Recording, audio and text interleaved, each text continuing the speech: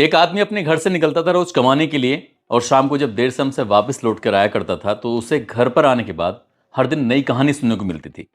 कभी बताया जाता था कि आज तुम्हारे घर पे इतने लोग आए थे, आज तुम्हारी पत्नी फला के साथ गई थी। यानी कि उसकी पत्नी के बारे में जब पता चलता था तो उसे तकलीफ होती थी, बहुत ज़्यादा दुख होता था।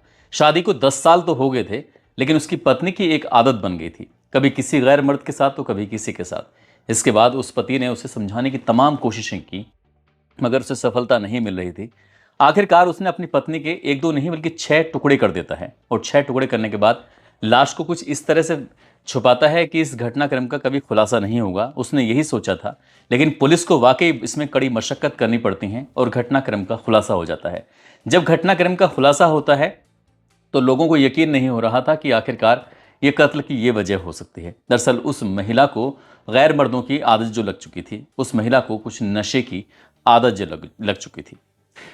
आदाब, नमस्कार, सत श्री अकाल। मैं उस्मान सैफी। आज की जो सच्ची घटना मैं आपको सुनाने जा रहा हूँ, ये सच्ची घटना है उत्तर प्रदेश का एक ज़िला है सीतापुर, और सीतापुर का ही एक थाना लगता है रामपुर कला। रामपुर कला थाना क्षेत्र का एक गांव है गुलहरिया चहारपुर। बात कर रहा हूँ 8 नवंबर 2022 की शाम लगभग 6:30 बजे के आसपास का ये वाक़या रहा होगा। रमाकांत त्रिपाठी के गन्ने के खेत में 2-3 बकरियां चली जाती हैं।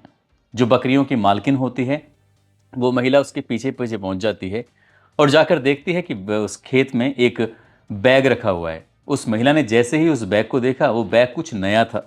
उस बैग को उठाने के बाद उसने उसकी चैन जो खोल के देखती है तो उसमें एक हाथ रखा हुआ था, साथ ही एक पैर रखा हुआ था। इतना हिस्सा देखने के बाद उस महिला की चीखें निकल जाती हैं। अब वो अपनी बकरियों को पूरी तरह से भूल चुकी थी। वहां से निकलने के बाद जितनी जोर से वो चीख सकती थी, चिल्ला सकती थी, उतनी जोर से चीखती है, चिल्लाती है। रमाकांत के उस खेत से लेकर गांव तक दौड़ती चली जाती है और जैसे ये सूचना गांव में फैलती है, उसके बाद गांव के सैकड़ों लोग मौके पर पहुंच जाते हैं। गांव वाले पुलिस को ही सूचना देते हैं। उसके बाद पुलिस भी मौके पर आती है। साथ ही यहाँ पर एसपी हों, एएसपी हों, सीओ हों, थानेदार हों, फॉरेंसिक टीम हो या डॉग स्क्वाड हो या सैकड़ों ग्रामीण हो, जो भी आ रहा था उस ईख के खेत की तरफ भाग रहा था। उसके आसपास जितनी भी जगह थी, खेत थे, वहां पर बाकी हिस्सों को तलाश करना शुरू कर देते हैं। यानी कि दोनों हाथ मिल जाते हैं, दोनों पैर मिल जाते हैं, धड़ मिल जाता है, लेकिन सर नहीं मिलता। अब डॉग स्क्वाड की मदद से तमाम कोशिशें की जाती हैं। पूरी रात ऐसे ही ईख के खेतों में लोगों की निकल जाती है, लेकिन महिला का सर हाथ नहीं आता। आखिरकार पुलिस हार थक जाती है। अगले दिन फिर से कोशिश की जाती है, यानी कि 9 नवंबर 2022 को फिर से जब कोशिश कर रहे थे तो आखिरकार उस महिला का सर मिल जाता है। सर मिलने के बाद पुलिस को लगता है कि ये आस उनकी जो पूरी हो जाती है, अब शायद इस घटनाक्रम के, इस हत्याकांड, इस महिला के जो कातिल हैं वहां तक पहुंच जाएंगे। लेकिन जब उसका चेहरा देखा जाता है उस सर का, तो ऐसा लग रहा था जैसे उसकी स्किन को पूरी तरह से हटा दिया गया है, उसे खुरस दिया गया है। इसलिए चेहरा जरूर था लेकिन उसकी पहचान नहीं हो पा रही थी।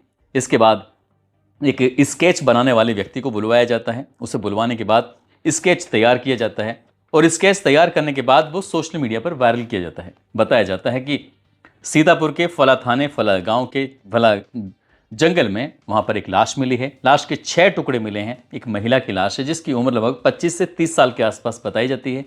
उसने माथे पर सिंदूर है, उसके मंगलसूत्र है, उसने कुछ आभूषण भी पहने हुए हैं। आखिरकार ये लाश किसकी है, शनाख्त करने की कोशिश की जाती है। सोशल मीडिया से कोई रेस्पॉन्स नहीं आता। इसके बाद सीतापुर, हरदोई, लखीमपुर खीरी, साथ ही शाहजहांपुर, लखनऊ, ऐसे तमाम जो ज़िले होते हैं वहाँ के हर थाने पर यह सूचना दी जाती है। बसों में भी सूचना दी जाती हैं। मुखबिर भी सतर्क कर दी जाते हैं कि आखिरकार कहीं से कुछ पता करके लेकर आइए, इस महिला के बारे में कोई जानकारी मिल सके। ये बिल्कुल परफेक्ट मर्डर था। ऐसा लग रहा था कि पुलिस भी शायद हार चुकी थी। 6 टीम बनाई जाती हैं। 6 टीमें भी अपना काम कर रही थी। मुखबिर अपना काम कर रहे थे, मीडिया अपना काम कर रही थी, सोशल मीडिया अपना काम कर रही थी और तमाम जो जिले की फोर्सें थीं वो अपना काम कर रही थीं। लेकिन ना कातिल मिल रहा था, ना कत्ल की वजह मिल रही थी। आखिरकार ये कत्ल किसने किया था। कई दिन बीत जाते हैं कि 20 नवंबर 2022 की ये बात है। संबंधित थाने में एक महिला पहुंचती है और आकर कहती है कि एक फ़ोटो सोशल मीडिया पर बहुत तेज़ी के साथ वायरल हो रहा है। हो ना हो वो मेरी बेटी का फ़ोटो है। मैं अपनी बेटी से बातचीत करने की कोशिश करती हूँ लेकिन हो ही नहीं पाती। पुलिस वालों को लगा कि एक आस फिर जगी है। अब उसके बाद उस महिला ने जैसे पता बताया तो उसके बाद इस घटना स्थल पर जहाँ पर ये लाश मिलती है, उसके टुकड़े मिलते हैं, यहाँ से लगभग 7 किलोमीटर दूर एक गांव लगता है लोना, जो कि रामपुर कला थाना क्षेत्र का ही गांव होता है। वहाँ पर रहने वाला एक व्यक्ति, जिसका नाम होता है पंकज मौर्य। पंकज मौर्य उस महिला का पति बताया जाता है। बाराबंकी की वो रहने वाली महिला होती है। उसकी शादी लगभग 2012 में होती है। इस घटना से लगभग 10 साल पहले। आखिरकार जब उस व्यक्ति यानी कि पंकज को ढूंढा जाता है, तलाश किया जाता है, तो पंकज की कोशिश करने के बाद आखिरकार पंकज हाथ आ जाता है। पुलिस जब उसे पकड़ के लेके आती है, उससे जब बातचीत करना शुरू करती है, तो पंकज पुलिस के सामने रोना शुरू कर देता है। उससे पूछा जाता है, हम कत्ल की वजह पूछ रहे हैं, तुम रोना मत रो, जो सच है उसे बताओ।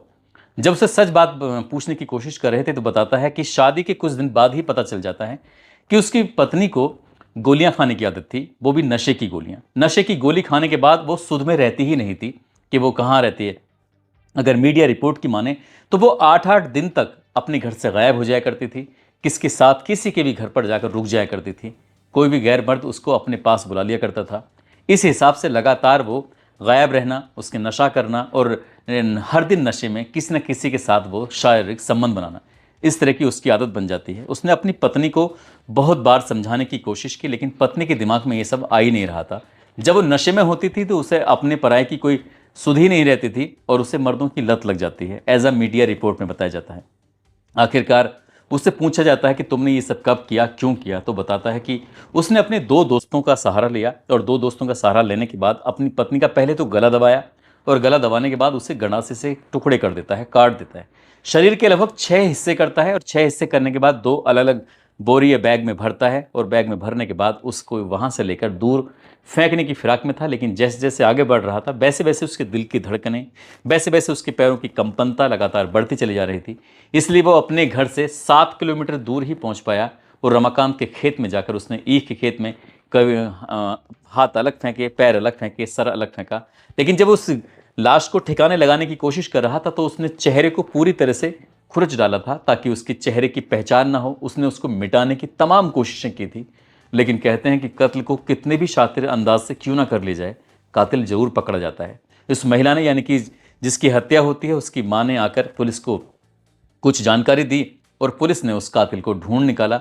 आखिरकार वो भी पकड़ा जाता है और जिन 2 दोस्तों ने उसका साथ दिया था, उन 2 दोस्तों को पुलिस गिरफ्तार कर लेती है। आखिरकार ये मामला कोर्ट में विचाराधीन चल रहा है।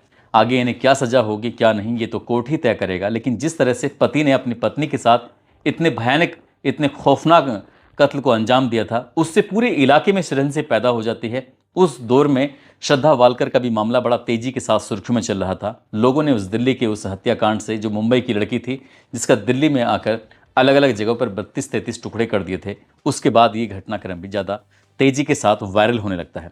पुलिस ने गिरफ्तार किया तो लोगों को इसकी वजह भी पता चली और वजह पता चली तो लोगों को इसका पछतावा भी हो रहा था कि आखिरकार पति क्या करता, क्या उसे छोड़ देता या नहीं छोड़ता, क्या उसे पुलिस का सहारा लेना चाहिए था, उसे क्या करना चाहिए था। उसने किसी से शायद सलाह मशवरा लिया होता, किसी अधिकारी के पास गया होता कि उसकी पत्नी इस तरह की हरकतें कर रही है, तो शायद वो कत्ल ना करता और शायद वो कभी सलाखों के पीछे न जाता, शायद उसकी बाकी की ज़िंदगी कभी बर्बाद ना होती। दोस्तों, इसलिए कुछ भी करने से पहले, कुछ भी बड़ा खौफनाक कदम उठाने से पहले हज़ारों बार सोचने की ज़रूरत होती है, क्योंकि कानून जब अपना काम करता है तो अच्छे अच्छे अपराधी फिर कहाँ जाते हैं आपको सब पता ही है। उसको शायद ये काम नहीं करना चाहिए था, भले ही चाहे अपनी पत्नी से अलग रहने के लिए कोर्ट का सहारा लेकर उससे तलाक लेने की कोशिश करता, वो ज़्यादा बेहतर होता अगर उसकी पत्नी के गैर मर्दों के साथ अवैध संबंध थे तो।